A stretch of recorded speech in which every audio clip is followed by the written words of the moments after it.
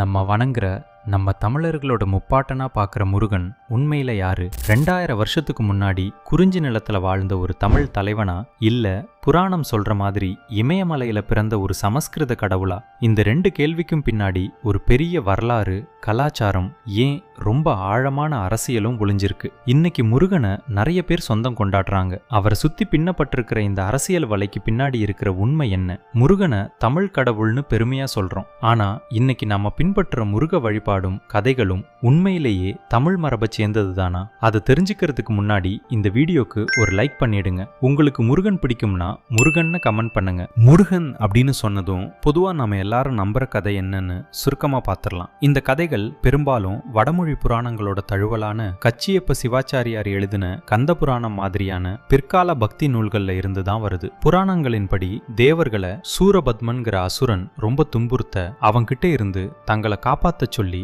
தேவர்கள் எல்லாரும் சிவபெருமான் கிட்ட முறையிடுறாங்க. சிவன் தன்னோட நெற்றிக் கண்ணுல இருந்து 6 நெருப்பு பொறிகளை உருவாக்குறார். அந்த வெப்பத்தை தாங்க முடியாத அக்கினியும் வாயுவும் அத சரவண பொய்கைன்னு ஒரு குளத்துல சேர்க்கிறாங்க. அங்க அந்த 6 நெருப்பு பொறிகளும் 6 அழகான குழந்தைகளா மாறுது. அந்த 6 குழந்தைகளையும் கார்த்திகை பெண்கள் வளர்க்குறாங்க. ஒரு நாள் அங்க வந்த அன்னை பார்வதி அந்த 6 குழந்தைகளையும் அன்போட ஒன்னா அணைக்க அவங்க எல்லாரும் ஒரே உருவமா 6 முகங்களும் 12 கைகளும் கொண்ட 6 முகனா மாறுறாங்க. இவரே கந்தன் கார்த்திகேயனும் அழைக்கப்படுறார். அதுக்கப்புறம் அன்னை பார்வதி தன் சக்தியை எல்லாம் ஒன்னு திரட்டி சக்தி வேலுங்கிற ஒன்ன படைச்சு முருகனுக்கு கொடுக்கறாங்க. அந்த வேலை வச்சு முருகன் சூரபத்மனை அழிச்சு தேவர்களை காத்ததா கதைகள் சொல்லுது. போரோட இறுதியில சூரபத்மன் ஒரு பெரிய மாமரமா மாற முருகன் தன்னோட வேலால அதை 2ஆ பிளக்க ஒரு பாதி மயிலாவும் இன்னொரு பாதி சேவலாவும் மாறிச்சு. மயில வாகனமாவும் சேவல குடியாவும் முருகன் ஏத்துக்கிட்டார். இந்திரன் தன் மகள் தெய்வானையை முருகனுக்கு திருமணம் செஞ்சு கொடுக்க, அதுக்கப்புறம் முருகன் தமிழ் நிலத்துல ஒரு குறவர் குல பெண்ணான வள்ளியையும் காதலிச்சு கல்யாணம் பண்ணிக்கிட்டார். இதுதான் நம்ம எல்லாரும் கேட்டு வளர்ந்த படமா பார்த்து ரசிச்ச கதை. சிவனின் மகன், தேவர்களின் சேனாதிபதி. இதுதான் புராணங்கள் காட்டுற முருகன். ஆனா இந்த கதைகள்லாம் உருவாகிறதுக்கு பல நூற்றாண்டுகளுக்கு முன்னாடியே தமிழ் நிலத்துல முருகன்கிற ஒரு தெய்வம் இருந்ததுக்கான வலுவான சான்றுகள் இருக்கு. அது நமக்கு காட்டுற சித்திரமே வேற. அந்த முருகன் யார்? அவருக்கும் புராணங்கள் சொல்ற இந்த கார்த்திகேயனுக்கும் என்ன தொடர்பு? இப்போ புராண உலகத்துல இருந்து வெளியே வந்து ஒரு டைம் மிஷின்ல ஏறி நேரா 2000 வருஷம் பின்னாடி போக போறோம். சங்க காலம். தமிழ் செழிப்பா வளர்ந்து தமிழர்கள் இயற்கையோட ஒண்ணுக்குள்ள ஒன்னா வாழ்ந்த காலம். அந்த காலத்துல நிலத்தை 5ஆ பிரிச்சிருந்தாங்க. அதுல மலைகளும் மலை சார்ந்த இடமுமான குறிஞ்சி நிலத்துக்கு ஒரு தெய்வம் இருந்துச்சு. அந்த தெய்வம் தான் சேயோன். சேயோன் அப்படின்னா சிவந்தவன்னு அர்த்தம். மலை உச்சியில உதிக்கிற சூரியனை போல செக்கச்செவேல்னு இருக்கிறவன். இந்த சேயோன் தான் குறிஞ்சி நில மக்களோட தலைவனா, காவலனா, அவங்க வாழ்வோட ஒருத்தரா பார்க்கப்பட்டார். தமிழ்ல கிடைச்ச மிக பழைய இலக்கண நூல்கள்ல ஒன்னான தொல்காப்பியம் சேயோன் மேய மைவரை உலகமும்னு சொல்லுது. அதாவது மேகம் தவழ்ற மலை உலகம் சேயோனுக்கு சொந்தமானது. இங்கதான் நம்ம முதல் முடிச்ச அவிழ்க்கிறோம். முருகன்கிற பெயரே ஒரு தனித்தமிழ் சொல்லா பார்க்கப்படுது. முருகு அப்படின்னா அழகு, இளமை, நல்ல வாசனை, தெய்வீக தன்மைன்னு பல அர்த்தங்கள் இருக்கு. பல கடவுள்களோட பெயர்கள் சமஸ்கிருதத்துல இருந்து வந்திருக்க முருகன்கிற பெயர் தமிழ் மொழியோட ஆணி வேர்ல இருந்தே இருப்பதா பல ஆய்வாளர்கள் சொல்றாங்க. இது அவர் ஒரு தமிழ் கடவுள்ங்கிறதுக்கான ரொம்ப வலுவான சான்றா முன்னாடி வைக்கப்படுது. சங்க இலக்கியங்கள்ல முருகன் அல்லது சேயோனை பத்தின குறிப்புகள் நிறைஞ்சு கிடக்குது. குறிப்பா நக்கீரர் எழுதின திருமுறாற்றுப்படை முருகனோட 6 படை வீடுகளையும் அவரை வழிபடுற முறைகளையும் விரிவா பேசுது. ஆனா அந்த வழிபாடு எப்படி இருந்துச்சு தெரியுமா?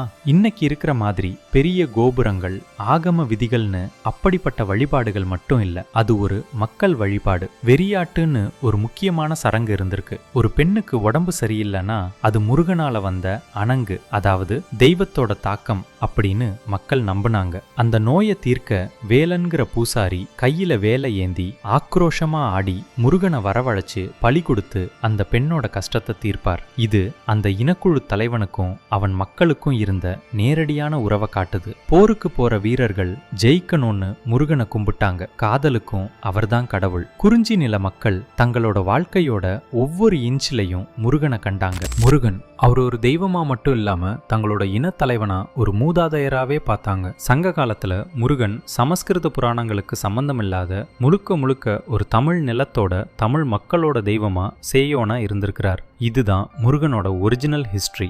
முருகனோட வரலாறு இவ்வளவு தெளிவா இருக்கும்போது முருகன் தமிழரா இந்துவாங்கிற கேள்வி இன்னைக்கு ஏன் இவ்வளவு பெரிய விவாத பொருளா மாறி இருக்கு? இந்த கேள்விக்கு பின்னாடி இருக்கிறது ஆன்மீக தேடலா இல்ல அரசியல் கணக்கா? இங்கதான் நம்ம தேடல் ரொம்ப முக்கியமான ரொம்ப சர்ச்சைக்குரிய பகுதிக்குள்ள நுழையுது. சில வருஷங்களா தமிழ்நாட்டுல முருகன் ஒரு பக்திக்குரிய தெய்வமா மட்டும் பார்க்கப்படல, அவரை ஒரு அரசியல் ஆயுதமாவும் மாத்திட்டு வராங்க. குறிப்பா ஒரு தேசிய கட்சியும் அதோட துணை அமைப்புகளும் முருகனை தங்களோட அரசியல் திட்டத்தோட சென்டர் பாயிண்டா மாத்த முயற்சி பண்றதா விமர்சனங்கள் இருந்திருக்கு. இதோட ஒரு வெளிப்பாடா 2020 வேல் யாத்திரை நடத்தினாங்க. முருகனோட புனித ஆயுதமான வேலை வச்சு அவரோட 6 படை வீடுகளுக்கும் யாத்திரை போனாங்க.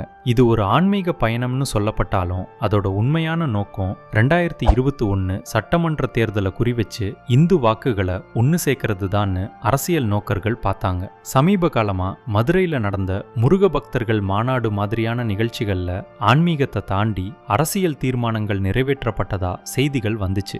இந்துக்களின் வாக்கு வங்கியை நிரூபிப்போம், அரசு கட்டுப்பாட்டிலிருந்து கோவில்களை விடுவிக்க வேண்டும்ங்கிற மாதிரி குரல்கள் இந்த நிகழ்ச்சிகளோட நோக்கத்தை பத்தி பல கேள்விகளை எழுப்புது. இந்த அரசியலோட வியூகம் சொல்றது என்னன்னா, திராவிட கட்சிகள் இந்து மதத்துக்கும் முருகனுக்கும் எதிரானவைன்னு ஒரு தோற்றத்தை உருவாக்கி முருகனை ஒரு ஹிந்துத்துவா சிம்பலா மாத்துறது. ராமரை வச்சு வட இந்தியால ஜெயிச்ச மாதிரி முருகனை வச்சு தென்னிந்தியால குறிப்பா தமிழ்நாட்டுல காலூன்ற முடியுமான்னு பாக்குற ஒரு முயற்சி இது. முருகன்கிற தமிழ் கடவுள் அடையாளத்தை விட அவரை இந்து தேசிய கடவுளாக மட்டுமே முன்னிறுத்துறது. இது மூலமா தமிழர்களோட தனித்துவமான கலாச்சார மத அடையாளத்தை ஒரு சிங்கிள் இந்து அடையாளத்துக்குள்ள அடக்கிட முடியும்னு அவங்க நினைக்கிறதா சொல்லப்படுது. முருகனோட வழிபாட்டுல இருக்கிற தமிழ் மரபுகளுக்கு இணையா இல்ல அதுக்கு மேல சமஸ்கிருத மரபுகளை முன்னிறுத்துறது. முருகன் வடநாட்டில் பிறந்தவருங்கிற மாதிரி சமீபத்திய சர்ச்சைகள் எல்லாம் இந்த வியூகத்தோட ஒரு பகுதியாவே பார்க்கப்படுது. மேலும் திருப்பரங்குன்றம் மலையில இருக்கிற முருகன் கோவிலும் இஸ்லாமிய தர்காவும் பல நூற்றாண்டுகளா பக்கத்துல இருக்கிற சூழல்ல அங்க பிரச்சனைகளை கிளப்புறது மத நல்லிணக்கத்தை கெடுத்து முருகன் பேர்ல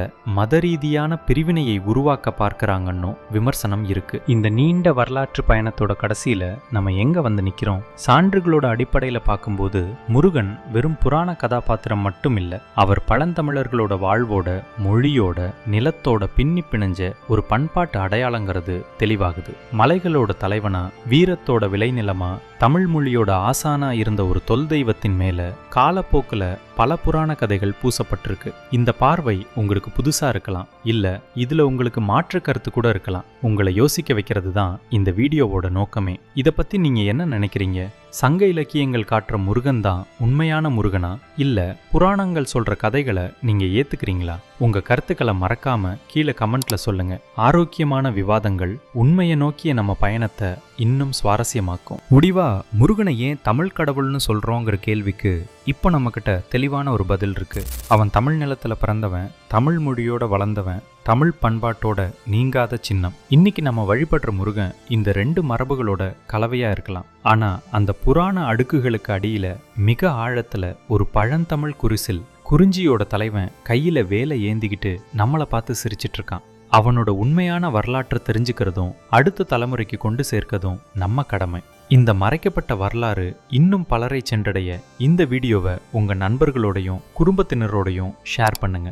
இது மாதிரியான ஆழமான வரலாற்று ஆய்வுகளுக்கு நம்ம சேனலுக்கு மறக்காம சப்ஸ்கிரைப் பண்ணுங்க. அந்த பெல் ஐக்கானையும் அழுத்துங்க. அப்போதான் நாங்க போடுற அடுத்த வீடியோ உங்களை தேடி வரும். இன்னொரு அற்புதமான வரலாற்று தேடல்ல சந்திப்போம். நன்றி, வணக்கம்.